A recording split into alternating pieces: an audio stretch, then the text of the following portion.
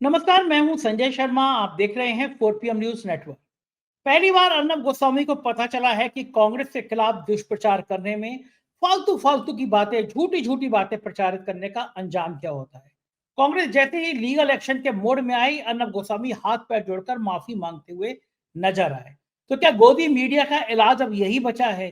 गोदी मीडिया जिस तरह नफरत का माहौल बना रहा था, आपने देखा युद्ध के समय में जो झड़प हो रही थी उसके समय में कि कराची घुस गए, इस्लामाबाद घुस गए, यहाँ से बम चढ़ रहे हैं, यहाँ से हथगोले चले गए।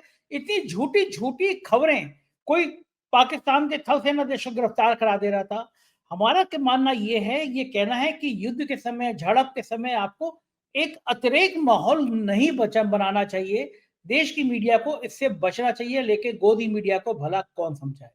उधर अमित मालवीय, बीजेपी के आईटी सेल के प्रमुख, जो अपनी झूठी कार्रवाई करने के लिए मशहूर हैं, उन्होंने राहुल गांधी का चेहरा आधा और थल सेना अध्यक्ष पाकिस्तान के सेना अध्यक्ष का चेहरा आधा लगा के एक मीम बना दिया और कह दिया कि राहुल गांधी के चेहरे में तो उनका चेहरा नजर आता है। लेकिन अब वो कांग्रेस नहीं रही पहले वाली। उन्होंने तार से मोदी जी का नवाज शरीफ के संग चेहरा जोड़ दिया, आडवाणी जी का जिन्ना के बाजार के पास जाते हुए देख दिया और कहा कि भैया, ये जो बिरयानी खाने गए थे प्रधानमंत्री जी, उसका मतलब क्या है, उसका हल क्या है। और नवाज शरीफ के साथ मोदी जी के रिश्तों की लाइन लगा दी। इन तमाम मुद्दों पे अभय द्विवेदी जी से मैंने बातचीत की है। बहुत शानदार बातचीत है। मुझे आपसे यकीन है, बिल्कुल पूरी तरह से यकीन है कि आपको ये बातचीत पसंद आएगी। चैनल को सब्सक्राइब करिए, ज्वाइन करिए। चलते हैं अभय द्विवेदी के पास। 4 PM न्यूज नेटवर्क में स्वागत है अभय द्विवेदी आपका। बड़ा चर्चित चैनल है अर्नब गोस्वामी का रिपब्लिक टीवी। इस समय टीवी चैनलों की तो बिल्कुल बलिहारी है। कोई इस्लामाबाद में कब्जा करा दे रहा था, कोई कराची में कब्जा करा दे रहा था और सरकार बिल्कुल आंखें बंद करके बैठी थी। कोई कुछ कह नहीं था, बमों की आवाजें आ रही थी, सायरन बज रहे थे। हम घुस गए कराची में, कोई कर्नल चिल्ला रहा है कि अब 10 बम डाल दो, कराची तबाह कर दो। अर्नब गोस्वामी ने मैं के चैनल रिपब्लिक टीवी ने इसी बीच में टर्की में कांग्रेस की बिल्डिंग दिखा दी कि साहब ये कांग्रेस की बिल्डिंग है, और दे दनादन कांग्रेस पे दुष्प्रचार के आरोप लगाते चले गए। ये कोई नई बात नहीं है। मैं देखता हूँ कि कई गोदी मीडिया के चैनल इस तरह कांग्रेस पे एक के बाद एक आरोप लगाते हैं। कांग्रेस कहती भी है गलत है, लेकिन कोई सुनता नहीं है। लेकिन इस बार कांग्रेस ने मेरे ख्याल से सही दुरुस्त फैसला किया कि कांग्रेस कानूनी मसले को उठाने में चली गई, लीगल नोटिस दिया अर्नब गोस्वामी को कि आप साबित करिए कि टर्की की बिल्डिंग कांग्रेस की बिल्डिंग ही नहीं है। अब जब अर्नब गोस्वामी को लगा मामला फंस गया, अब तो ये अदालत में जाएगा, साबित नहीं कर पाएंगे, तो रिपब्लिक टीवी ने माफी मांगी है कि भाई हमसे गलती होगी, माफ कर दीजिए। लेकिन कांग्रेस ने कह दिया भाई इस बार माफी नहीं, इस बार अब अदालत में ही तय होगा कि आप लोग ये इस तरह गलत ख्याली क्यों कर रहे हैं।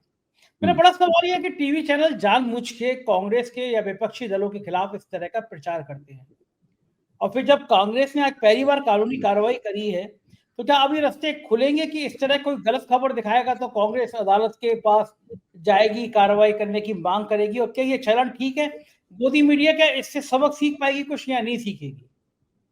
संजय जी, आपका सवाल मासूमियत से भरा हुआ है। कम से कम मुझे आपसे उम्मीद नहीं थी कि आप इस मसले को इतनी मासूमियत से देखेंगे। देखिए, मैं तो ये कहता हूं कि अगर कांग्रेस अदालत में जाकर अदालत में खड़ा करवा के अर्नब गोस्वामी को थोड़ी बहुत सजा भी दिलवा दे, थोड़ा बहुत जुर्माना भी इनके ऊपर लगवा दे, ये सब कुछ करवा दे, ये तब भी नहीं मानेंगे। आप सोचिए, आप हिंदुस्तान के गोदी मीडिया की बात कर रहे हैं। ये वो गोदी मीडिया है जो अभी कुछ दिन पहले तक ये दावे कर रहा था कि भारत की सेना ने लाहौर पर कब्जा कर लिया है, भारत की सेना इस्लामाबाद में घुस गई है। लेफ्टिनेंट जनरल मुनीर, जो पाकिस्तान के थल सेना अध्यक्ष हैं, उनको अरेस्ट कर लिया गया, उनको गिरफ्तार कर लिया गया है, उनकी जगह दूसरा थल सेना अध्यक्ष बना दिया गया है। कराची का पोर्ट, कराची का बंदरगाह भारत की नेवी ने तबाह कर दिया है। ये सारी बातें इन टीवी चैनलों पर दिखाई जा रही थी। आज एक चैनल ने उसमें माफी जरूर मांगी उसके अंदर, लेकिन जो एंकर इस तरह की खबरें दिखाने के बाद में जबरदस्त किस्म की बंदरों और भालुओं को भी मात कर देने वाली उछलकूद मचाए हुए थे चैनलों पे, क्या उनके खिलाफ कोई एक्शन हुआ? क्या उन चैनलों के मालिकों ने या उनके चैनल हेड्स ने, चैनलों के जो मुखिया हैं, इनको कोई कारण बताओ नोटिस दिया? आखिरकार वो खबर कहीं ना कहीं से तो बनी होगी ना, उस खबर के विजुअल्स बने होंगे उन खबरों के। कुछ नहीं हुआ उन एंकरों के खिलाफ।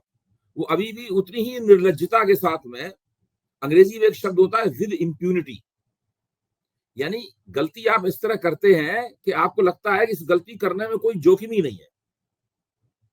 आप सोच रहे हैं, अंग्रेजी का एक बड़ा अच्छा शब्द है विद इम्प्यूनिटी, यानी आपको लगता है कि आपको कुछ हो ही नहीं सकता है, कोई नुकसान ही नहीं होगा। आप कितना भी झूठ बोलते रहें, कितना भी आप हवाबाजी करते रहें, कितना भी आप तथ्यों की जो पारदर्शिता है उसका उल्लंघन करते रहें, आप कुछ भी करते रहें, आपके ऊपर कुछ नहीं होगा। और वही हो रहा है हिंदुस्तान में मीडिया में। जो इस बार हुआ है, जो भारत और पाकिस्तान के बीच में जो फौजी संघर्ष हुआ, उसमें जो हुआ है वो तो अभूतपूर्व है दुनिया की मीडिया के इतिहास में। इसको मैं तो आप कहता हूं, ऐसा कभी घटित होगा ये मैंने कल्पना में भी नहीं सोचा था। अब इसको गोदी मीडिया कहना भी ठीक नहीं है, कुछ और इसके लिए शब्द निकालने पड़ेंगे। ये शब्द भी हल्का हो गया है, गोदी मीडिया। ये कुछ और ही मामला है, किसी और जगह पहुंच गए हैं ये लोग। ये एक तरह की दीवानगी है, झूठ बोलने की, झूठा नैरेटिव चलाने की। कुछ एक ऐसी बात, ये लोग एक ऐसी सूचना दे रहे थे देश की जनता को, अपने ही दर्शकों को ऐसी सूचना दे रहे थे जिसके बारे में पता था कि ये 2 मिनट भी नहीं सूचना टिक पाएगी। उसके बावजूद ये कर रहे थे, और जिन्होंने ये किया उसको कोई सजा नहीं दी गई, कोई कटघरा उनके लिए बना नहीं है, कोई अदालत उनके लिए बनी नहीं है, कोई कारण बताओ नोटिस उनके लिए बना नहीं है, कोई बर्खास्तगी, कोई मुअत्तली उनके लिए बनी नहीं है। वो अभी भी टीवी की दुनिया के वरिष्ठ पत्रकार हैं और दिन रात प्रोग्राम पे प्रोग्राम दे रहे हैं। आप इससे अंदाज लगाइए कि आप किस प्रकार के लोगों के बारे में कह रहे हैं कि क्या इनका किरदार बदलेगा, या कभी कुछ अपनी ही बातों के ऊपर ये दोबारा सोचेंगे। ये सब कुछ नहीं होने वाला है। अच्छा, इनका इलाज क्या है? जब तक संजय जी, जब तक इस देश में सत्ता परिवर्तन नहीं होगा, तब तक टीवी चैनलों का ये किरदार इसी तरह का बना रहेगा। और हमें उम्मीद नहीं थी कि ये इस स्तर तक पहुंच जाएंगे। हमें ये भी उम्मीद नहीं है कि आगे जाकर इस स्तर को भी कभी ये लांघेंगे। तब ये कौन सी खबर देंगे, वो खबर उनके कितने सेकंड टिकेगी, क्या होगा, मैं कुछ नहीं कह सकता। मेरा तो दिमाग घूम गया है सोच के। अरे, इसका कोई इलाज है क्या? विपक्ष के लोग इन चैनलों पर जाना बंद कर दें? पहले भी कई बार कांग्रेस ने इसका बायकॉट किया था ना, एक बार कांग्रेस ने बायकॉट किया था, लेकिन वो चला नहीं बायकॉट। कांग्रेस, देखिए, भाजपा जब किसी चैनल का बायकॉट करती है तो वहां कोई भाजपा का प्रवक्ता नहीं जाता, आधिकारिक प्रवक्ता नहीं जाता। फिर वो चैनल क्या करते हैं, वो चैनल भाजपा के कुछ पुराने भाजपा से जुड़े हुए कुछ जो पूर्व पत्रकार होते हैं, जो थोड़ा बहुत बोलना वगैरह जानते हैं, उनको भारतीय जनता पार्टी के समर्थक के तौर पर या पत्रकार के तौर पर चैनलों में दिखाने लगते हैं। वो लोग आने लगते हैं, उनको अपना चेहरा चमकाने का और अपनी बात कहने का मौका मिलता है। अभी तक वो चूंकि भाजपा का आधिकारिक प्रवक्ता आता था, इसलिए वो पीछे उनको मौका नहीं मिलता था। तो जहां भाजपा जाना बंद कर देती है, वहां भाजपा समर्थक लोग आने लगते हैं। लेकिन इसके बावजूद भाजपा का कोई आधिकारिक प्रवक्ता उन चैनलों पर नहीं जाता। कोई भी ऐसा व्यक्ति नहीं जाता जो ये कहे कि हम भारतीय जनता पार्टी की नुमाइंदगी कर रहे हैं। वो लोग भी नहीं कहते हम भारतीय जनता पार्टी की नुमाइंदगी कर रहे हैं। वो अपने पीछे बीजेपी का जो सब होता है पीछे लगा हुआ, वो सब भी नहीं लगाते। लेकिन कांग्रेस के अंदर इस प्रकार का अनुशासन है नहीं। मतलब ये कांग्रेस कहेगी इन चैनलों का हम बायकॉट करते हैं, बदला कांग्रेस की किसी मुख्यमंत्री ने उसको इंटरव्यू दे दिया।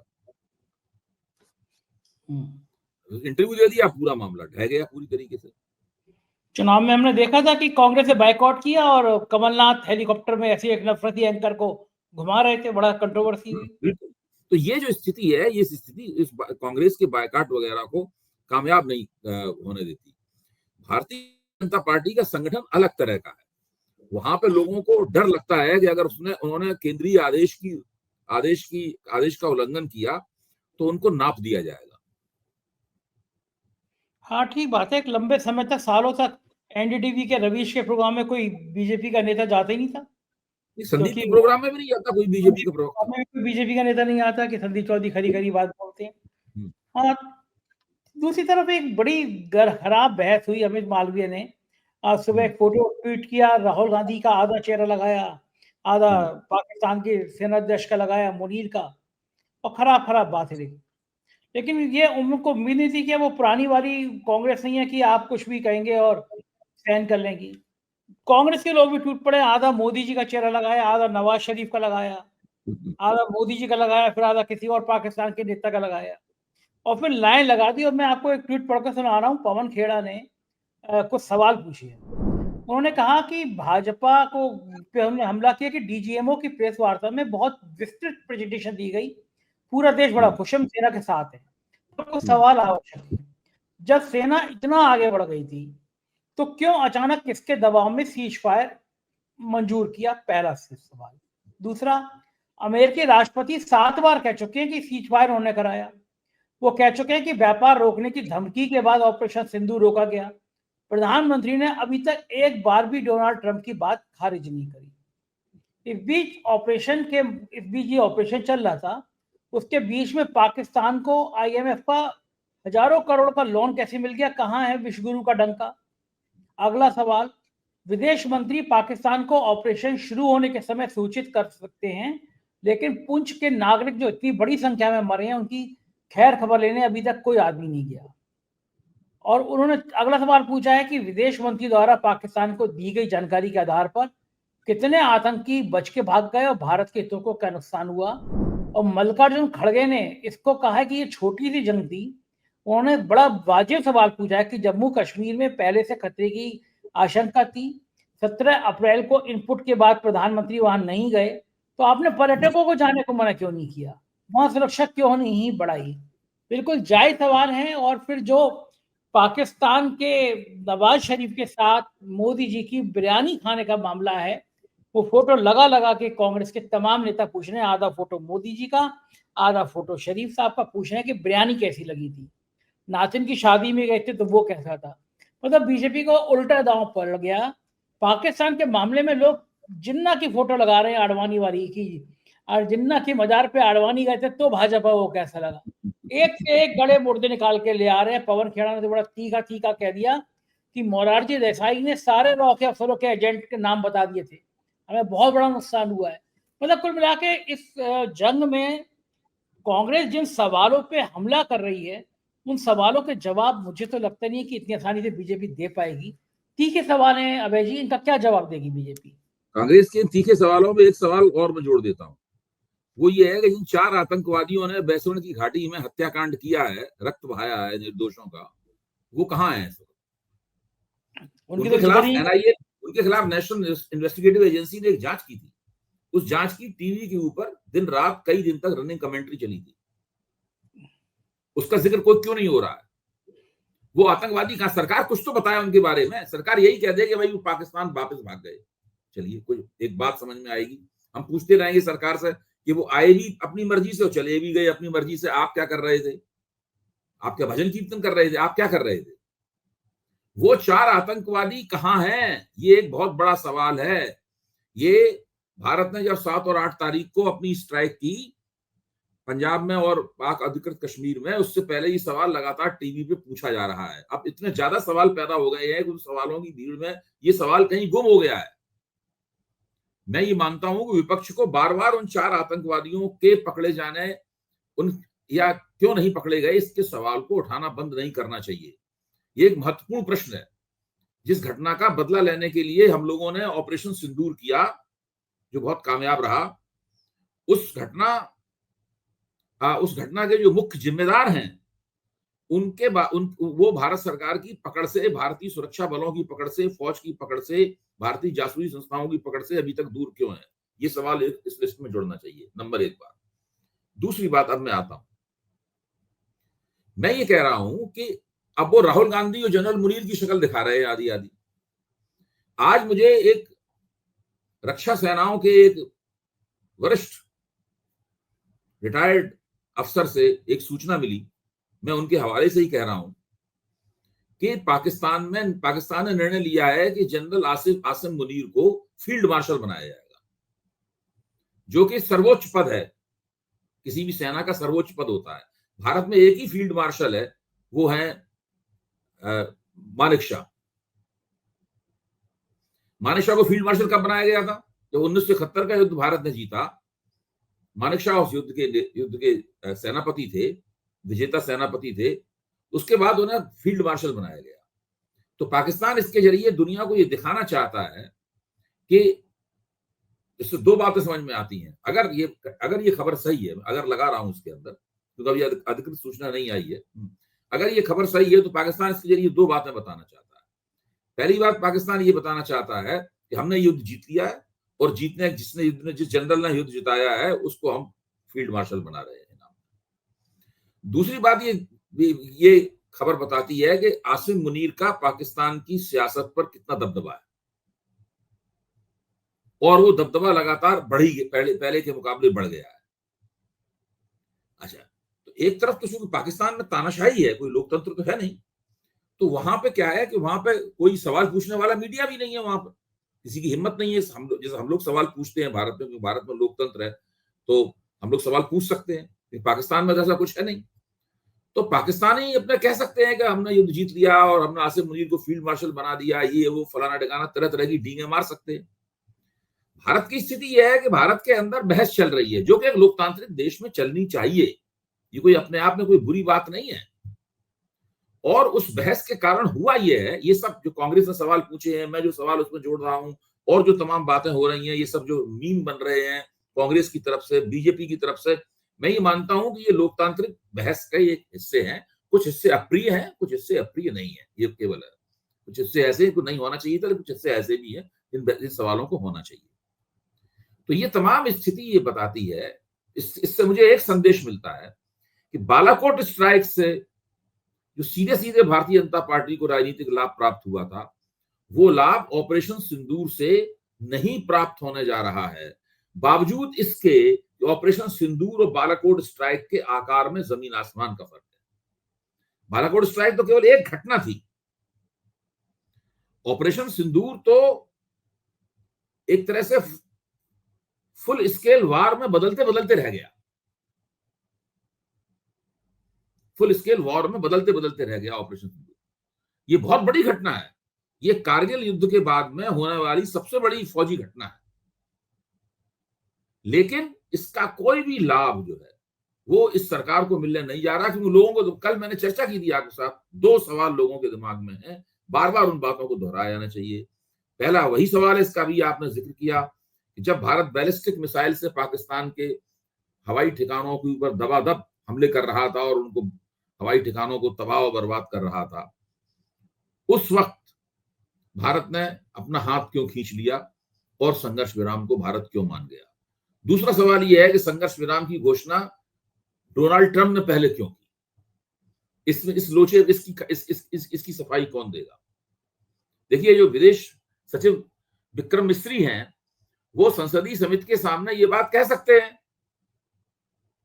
उन्होंने रिपोर्ट दे दी, अपनी ब्रीफिंग कर दी, लेकिन देश की जनता के सामने तो ब्रीफिंग नहीं हुई कोई। जो बात कही जा रही है, अगर मोदी जी मंच पे आए सार्वजनिक रूप से और कहेंगे डोनाल्ड ट्रंप जो कह रहे हैं वो गलत कह रहे हैं, ट्रंप हमारे दोस्त हैं, लेकिन इस बात में ट्रंप की जो गलती है उसको मैं सबके सामने स्पष्ट करना चाहता हूं। ट्रंप की इस संघर्ष विराम में कोई भूमिका नहीं है। ट्रंप ने हमें कोई धमकी नहीं दी, ट्रंप का हमारे पास कोई फोन नहीं आया, अमेरिका के विदेश मंत्री रूबियो का हमारे पास कोई फोन नहीं आया, अमेरिका के उपराष्ट्रपति का कोई फोन नहीं भारत आया, कुछ नहीं, कोई इनकी कोई भूमिका नहीं है। सऊदी अरब की कोई भूमिका नहीं है। कहे ना मोदी जी मंच पे आ गए, अगर मोदी जी मंच पे आ कहेंगे तो लोगों के दिमाग से ये सवाल हट जाएगा। तब तक ये सवाल नहीं हटेगा जब तक कि ये बात नहीं कही जाएगी। ये कोई विदेश मंत्रालय की ब्रीफिंग से हटने वाला सवाल नहीं है ये। ठीक बात है। दूसरी बात यह कि आपने यहाँ पे सेना की ब्रीफिंग में पूछा गया कि हमारे जहाज को नुकसान हुआ, तो सेना के अफसरों ने बड़ा अच्छे तरीके से कह दिया हमारे सभी पायलट सुरक्षित हैं, जहाज के बारे में बात नहीं करी। राहुल गांधी ने पूछा कि क्या हमारे कुछ जहाजों को नुकसान हुआ, नेता प्रतिपक्ष है, पूछने का राइट है, नहीं बताया। लेकिन अब ये जो सांसद विदेश आ रहे हैं, क्या वहां की मीडिया गोदी मीडिया की तरह जो सवाल नहीं करेगी? अगर वो पूछेगी भाई आपके जहाजों को नुकसान हुआ नहीं हुआ, राफेल के क्या हाल चाल है, तो क्या जवाब देंगे सांसद कि हमें कुछ नहीं पता? क्या बताएंगे? मुझे लगता है ये जो टीमें जा रही हैं, इसमें विपक्ष के सांसद भी शामिल हैं, उसमें कुछ विपक्ष की सांसदों को, उन टीमों को नेता भी बनाया गया है। ये विदेश मंत्रालय से ये लोग ब्रीफिंग लेके जाएंगे कि नहीं बोलना है कुछ भी। हाँ, ये सब पहले से सवालों को एंटीसिपेट किया जाएगा, पूर्वानुमान लगाया जाएगा, अगर इस तरह के सवाल किए गए तो उनके क्या जवाब दिए जाएंगे। मेरा ख्याल से वो सारी ब्रीफिंग इनको दी जाएगी, और मुझे ये भी लगता है कि इन टीमों के साथ में हो सकता है विदेश मंत्रालय के अफसर भी जाए। ये केवल अच्छा, मतलब सांसद ही नहीं आएंगे, विदेश मंत्रालय के अफसर भी आएंगे। मतलब ओवैसी वही बोलेंगे जो बीजेपी की जो सरकार कहेगी कि आप। देखिए, ओवैसी के नेतृत्व में जो टीम अगर जा रही है, तो इस वक्त ओवैसी वहां पर जाकर ऐसी कोई बात नहीं बोलेंगे जो कि सरकार नहीं चाहती है, रक्षा सेनाएं नहीं चाहती है, विदेश मंत्रालय नहीं चाहता। हाँ, ओवैसी तो वैसे भी हीरो बन रहे हैं। ओवैसी ने अभी जो अपनी छवि बनाई है इस पूरे प्रकरण में, वो अलग तरह की छवि है। बिल्कुल ठीक बात है। तो और मैं अभी वो बताऊं नहीं आपको, बोलेंगे, ऐसा मेरा अनुमान है। अभय जी, मैं बड़ा मजेदार कमेंट बोलेंगे वो लोग, सही जरूर तो खुद विदेश सेवा हाँ, के अफसर रहे हैं, संयुक्त हाँ, राष्ट्र में बहुत दिन तक रहे हैं, सही जरूर वो भी नहीं बोलेंगे। मैं तो ये देख रहा था अभय जी कि क्या वक्त बदलता है। ओवैसी के भाषण के बाद में एक पाकिस्तान का समर्थक ओवैसी को बहुत बुरा बुरा कह रहा था कि तुम ये ऐसे हो वैसे हो, कटुआ, ये गंदे गंदे शब्द इस्तेमाल कर रहा था। तो मैंने देखा कि एक राइट विंग वाला, मतलब जो बिल्कुल भक्त था, वो कह रहे थे जवान संभाल के बात कर, ये हमारा मुल्ला है। मतलब ये हमारा मुल्ला हो गया कि ओवैसी का भाषण जो था ना, वो इतना देश प्रेम वाला भाषण था कि अब वो जो यहाँ के पंडित जी थे जो कत्तई भाजपाई थे, अब उनको वो ओवैसी हमारे लगने लगे। अब इस लेकिन पूरी प्रक्रिया में हुआ क्या है, नहीं इस पूरी प्रक्रिया में हुआ क्या है, थोड़ी सी बाजी पलट गई है। अच्छा, पहले भाजपा जिस तरीके से बाजी सजाती थी, ये बाजी उस तरह की नहीं है। हाँ, नहीं अब हो इसमें पाया। क्या है कि वो होना ही चाहिए था कि हिंदुओं को धर्म पूछ पूछ के मारा, ये भी कह दिया, मोदी जी को बता देना, ये सब बातें आई प्रकाश में। लेकिन इससे एक हिंदू मुस्लिम एकता का सारे देश में माहौल बना, कश्मीर में खासतौर से माहौल बना, पहलगाम में बना, श्रीनगर में बना, और भी सारे देश में बना। यहाँ तक के जो मुस्लिम नेता वगैरह हैं वो भी खुलकर सामने आए, और उन्होंने भी मजबूती के साथ में सरकार और सेना के साथ में खड़ा होना स्वीकार किया। इस पूरी प्रक्रिया में जो मुसलमानों के खिलाफ घृणा फैलाने की जो एक मुहिम चलती रहती थी भारतीय जनता पार्टी की तरफ से, वो मुहिम पूरी तरीके से फ्लॉप हो गई, निष्प्रभावी हो गई। आज मैं एक टीवी चैनल की एक क्लिप देख रहा था, प्रीति नाम की एंकर थी, मैंने पहली बार उनका कार्यक्रम देखा, और उधर वो बैठी हुई थी हरियाणा महिला आयोग की सदस्य, वो बैठी बड़ा वायरल हुआ। वो बार बार उनसे पूछ रही थी कि आप ये बताइए कि वो महिलाओं के अपमानजनक वाले शब्द कहाँ हैं। और उनकी हालत ये थी उनकी कि वो बार बार अपना सिर खुजा रही थी, बहुत ही बचाव की मुद्रा में थी, धीरे धीरे बोल रही थी, मतलब ऐसा लग रहा था उन्होंने ये भी मान लिया कि मेरी अंग्रेजी कमजोर है, और ये सब इतनी बुरी हालत थी उनकी। हाँ, देखा उस एंकर ने उनको बिल्कुल जिससे कहते थे तार तार कर दिया। पहली बार देखा कि बड़ा अच्छा। प्रोफेसर महमूदाबाद की गिरफ्तारी के ऊपर चर्चा हो रही थी, उस एंकर ने उनको पूरी तरीके से ध्वस्त कर दिया। बहुत वायरल हो रही है वो। तो उनका बस चलता तो उठ के वहां से भाग जाती। और मैं ये कह रहा हूँ कि आज न्यूयॉर्क टाइम्स में कल छपी है खबर, प्रोफेसर अली महमूदाबाद का फोटो छपा है और लिखा है उसमें विस्तार के साथ। तो ये जो विदेशी सांसद विदेश में जाएंगे हमारे सांसद, तो इनसे नहीं पूछा जाएगा कि एक प्रोफेसर अगर दो लाइन लिख दे रहा है तो केवल वो मुसलमान है इसलिए आप उसको अरेस्ट करा दे रहे हैं। इसमें सवाल तो बहुतेरे हैं, और सवाल ऐसे हैं इनका जवाब देना बहुत मुश्किल है, लेकिन जवाब देने की एक कला ऐसी होती है, इसके अंदर आप पतली गली से निकल जाते हैं। इस बीच में सुप्रीम कोर्ट का भी फैसला आ जाएगा, तमाम तरह तरह की बातें करके उसी पतली गली से निकला जाएगा। देखिए, भारतीय जनता पार्टी के भीतर जो दूसरी और तीसरी कतारों के नेता हैं, एक तो शीर्ष कतारों के नेता, वो तो अलग बात, दूसरी और तीसरी कतारों के नेता हैं, उनको न किसी किस्म का ज्ञान है, न किसी किस्म की उनके पास बुद्धि है, न किसी तरह से भाषा पे अधिकार है, और न ही जो सामान्य राजनीतिक शिष्टता होती है उसका वो पालन करते हैं। अब ये दिल्ली की मुख्यमंत्री हैं रेखा जी, वो अभी एक इंटरव्यू में उन्होंने अखिलेश यादव को टूटी चोर कहा। हाँ, सही बात है। अब आप देखिए ना, ये इस तरह के लोग हैं, उनको क्या कहने की जरूरत थी। जब वो तरह तरह की रीलें बनाती थी, अब उस माहौल से निकल ही नहीं पा रही। हाँ, माइंडसेट अभी वही है। वहीं फंसा हुआ है, सारा मामला वहीं फंसा हुआ है, ये हालत है लोगों की। अच्छा, अब बोल देते हैं, अब वो विजय शाह बोल गया, बोलने के बाद बुरी तरह फंसा हुआ है बीजेपी। आदिवासी वोट खोना नहीं चाहती, वो गौंड आदिवासी नेता है, तो उसकी वजह से वो उसको कुछ कहा भी नहीं जा रहा, उससे बीजेपी की भी बदनामी हो रही है, चुप मुंह में दही जमाए सब लोग बैठे हुए हैं, सुप्रीम ना कोर्ट ने उगला जा रहा है ना उगला जा रहा है, कुछ हो ही नहीं रहा है, मामला इसी तरह से फंसा हुआ है। कोर्ट के ऊपर ठीकरा फोड़ दिया है कि वो जो कह देंगे फैसला कर देंगे वो हम करेंगे। अब कोर्ट भी उन्हें पतली गली से नहीं निकलने दे रहा है, कोर्ट ने भी उनको दिया, लगातार निंदा हो रही है, उनकी निंदा उनको झेलनी पड़ रही है। बिल्कुल बिल्कुल सही तो बात है। इस तरह की बातें करते हैं, लोगों को क्या, लोगों के बारे में क्या कहा, गोदी मीडिया और ये दूसरी और तीसरी कतार के नेता जो बीजेपी की है, इनका क्या कहा जाए। एक आखिरी सवाल आज बड़ा महत्वपूर्ण दिन है वक्फ पर, और प्रोफेसर अली पे आज सुप्रीम कोर्ट फैसला सुना सकता है। वक्फ की सुनवाई कल भी हुई, आज फाइनल हो सकती है। क्या लग रहा है, इससे क्या संकेत आ सकते हैं कोर्ट से? भाई मेरा तो मानना यह है, सुप्रीम कोर्ट क्या फैसला देगा ये तो मैं नहीं कह सकता, कोई भी नहीं कह सकता, ये कहना भी नहीं चाहिए हम लोगों को, तो सुप्रीम कोर्ट का विशेषाधिकार है अपना। मेरा मानना यह है कि प्रोफेसर महमूदाबाद की जो गिरफ्तारी हुई है उसके ऊपर ये प्रजातांत्रिक अधिकारों और व्यक्ति की स्वतंत्रता के अधिकारों के हनन का सवाल है, एक सरकार द्वारा किया गया अत्याचार है जो बिल्कुल झूठ बोलकर किया गया है, उसके ऊपर कोर्ट को सख्त रवैया अपनाना चाहिए, सरकार के खिलाफ स्ट्रिक्चर्स पास करने चाहिए, सरकार के खिलाफ निंदात्मक फैसला देना चाहिए और उनको तुरंत बाइज्जत बरी किया जाना चाहिए इस पूरे मसले से, प्रोफेसर महमूदाबाद को।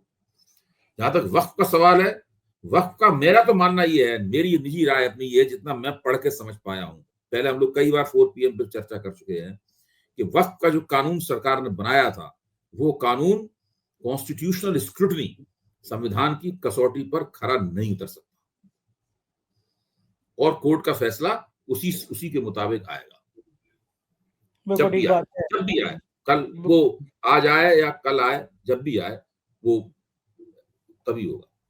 तो बहुत बहुत शुक्रिया अभय जी, आपने इतना समय दिया, थैंक यू सर। ये थे अभय द्विवेदी जी, और मुझे यकीन है आपको ये बातचीत पसंद आई होगी, आपका प्यार भरा कमेंट मुझे मिलेगा तो मैं आभारी होऊंगा। शुक्रिया, थैंक यू।